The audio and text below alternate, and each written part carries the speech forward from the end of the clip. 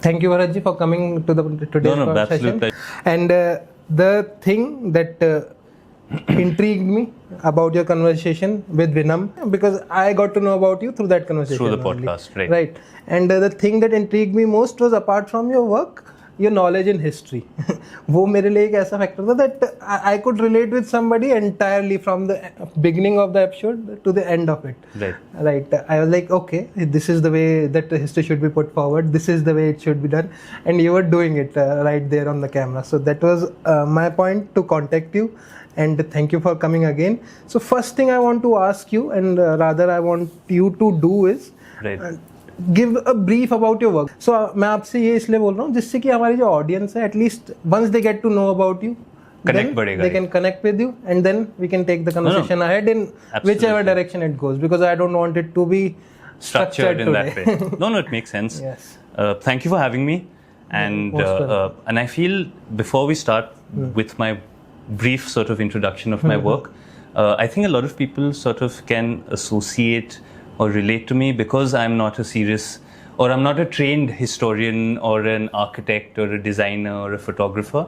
So a large part of my work includes these things, but because I think I'm self-taught in a certain way, and I still have a long way to go. I mean, the more you learn, the less you know. We've all heard of. Those are the best type. I think I'm copying Vinam here because he said this. But I also believe that from a very long time that these type of historians are the best kind of historians, and we are seeing that right now. Right. जो भी हमारे इस time Indic space में जो भी हमारे top historians आ रहे हैं, they are not from history background, they are not from that classical training of history, be it Vikram Sampath, be it JSD, be it Anand Ranganathan. Any of them are not, that's true. None of them are traditional historians in that sense. Right. So, yeah. So, and I feel, that's the reason why people could relate. Because if you really throw a lot of fancy language and dates and things around, it sometimes dulls the other person. You have to lots of jargon. Yeah, exactly. You have to make it exciting. It has to be told in a story, and that's the problem with our culture. In a way, is still we haven't learned how to promote it in the best way as much as the West has. So we're still getting there, I think. Right. And because the wealth of culture, whether it's built heritage or intangible sort of heritage like recipes and crafts and stories is immense. Like I keep telling people in India, हमारे कान से बाहर आ रहा है. We have so much. Right. And because we have so much, we've become complacent because we think हाँ है तो वो चलता है attitude. Agreed. We have stopped valuing it. We stopped valuing it, which is human nature. So luckily, I think social media ke through and through these different platforms, a lot of people like me are being able to sort of talk about the work that they're doing. And now coming to the work, and before that, in fact, we were just joking about not having degrees. So the funny quote about that is that don't let education come in the way of knowledge. Right. That's my go-to quote if someone says you're not qualified enough. But as far as my work is concerned, I started documenting the old houses and heritage structures in Jaipur initially. With the idea that, a lot of our cities and towns are changing.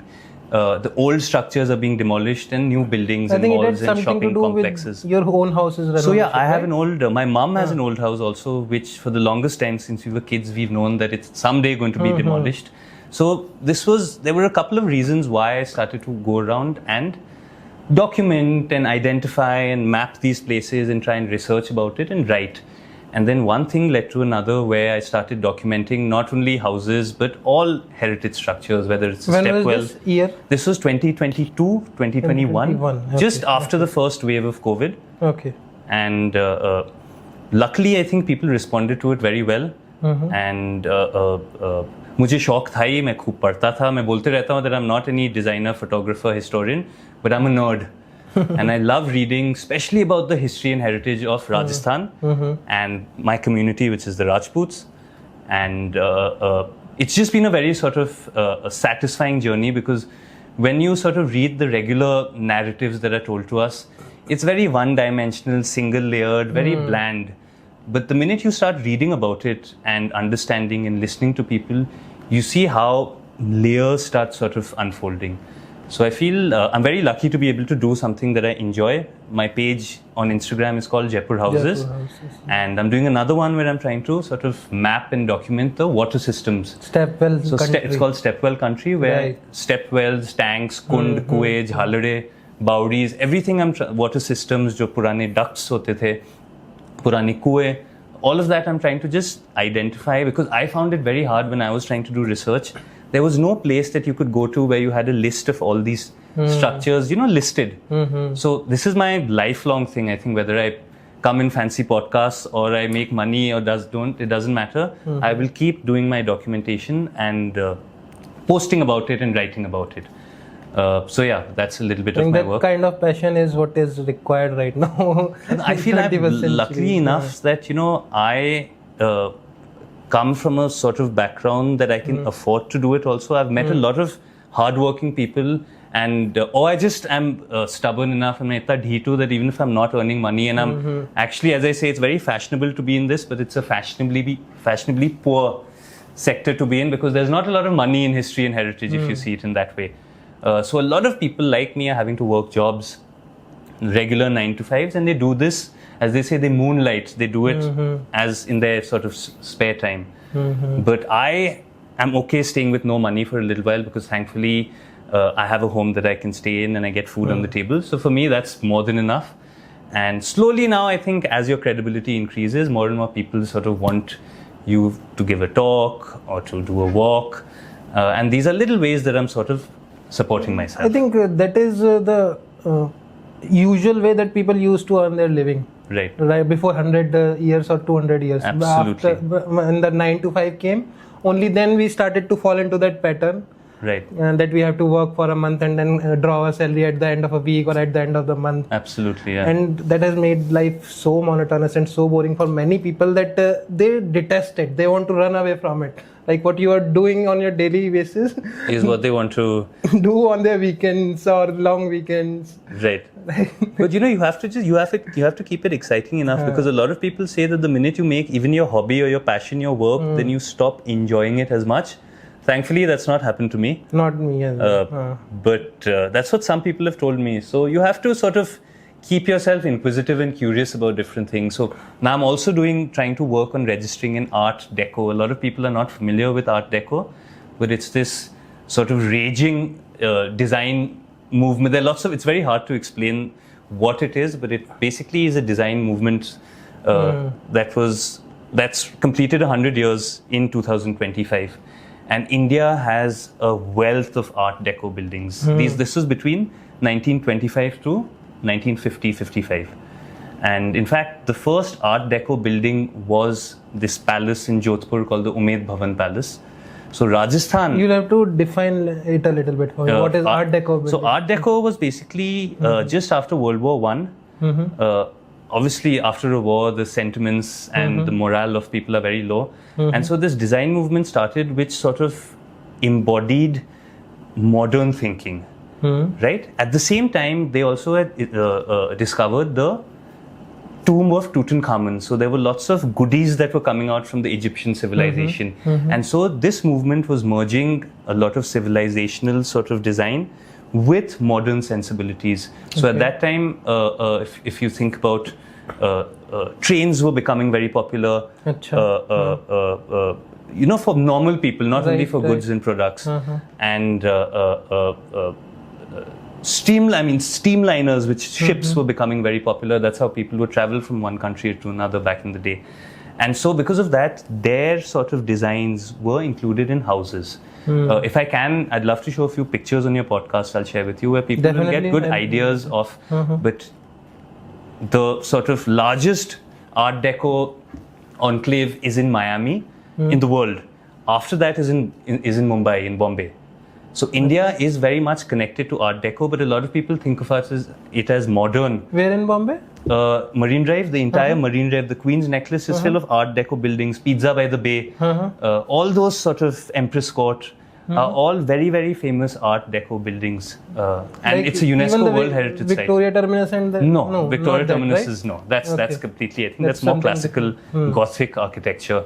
Beautiful, I mean, that's one of the most spectacular buildings that we have. But so Art Deco is another sort of upcoming movement that's coming back into fashion. And I just want to do my little bit by registering a society of Rajasthan so that we can recognize these buildings.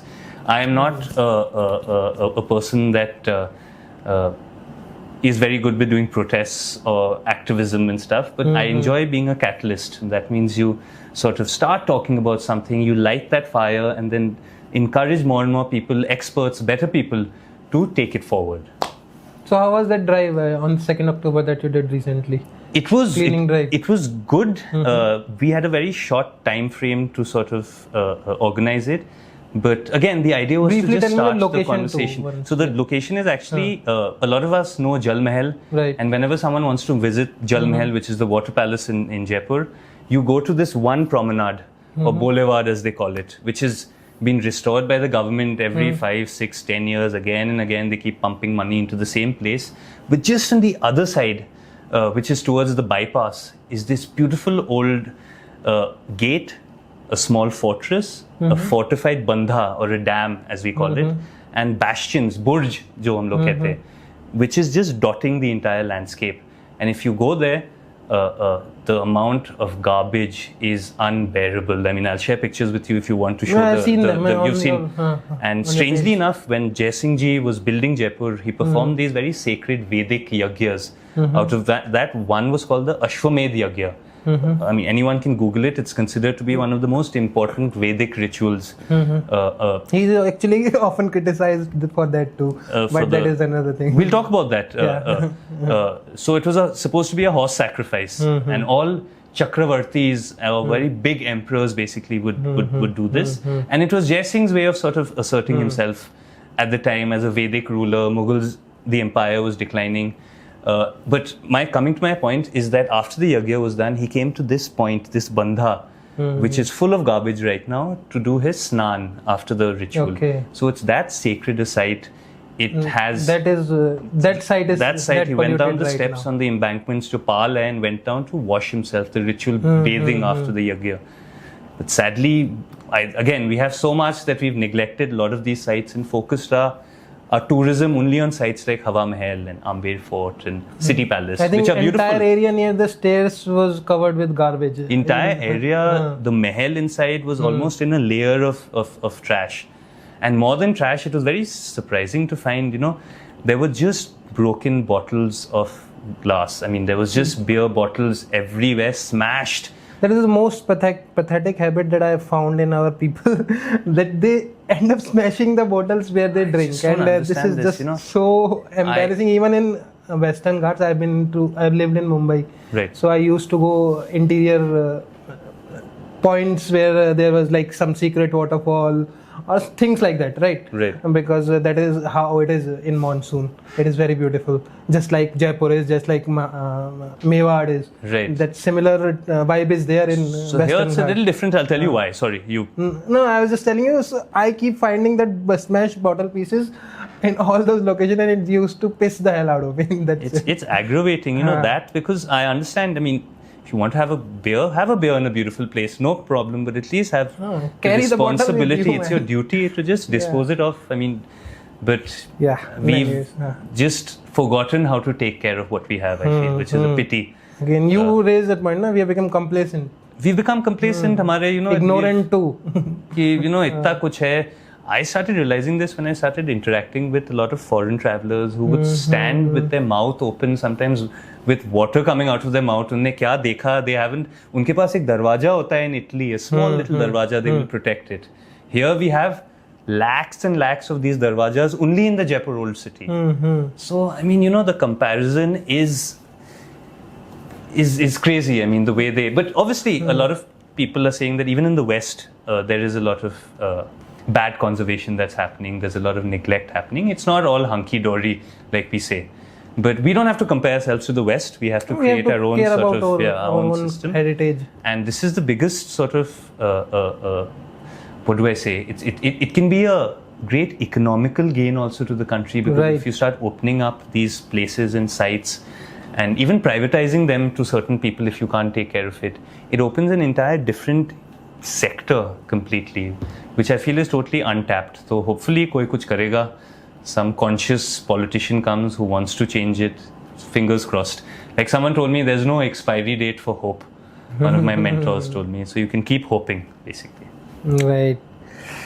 So you're talking about the foreigners.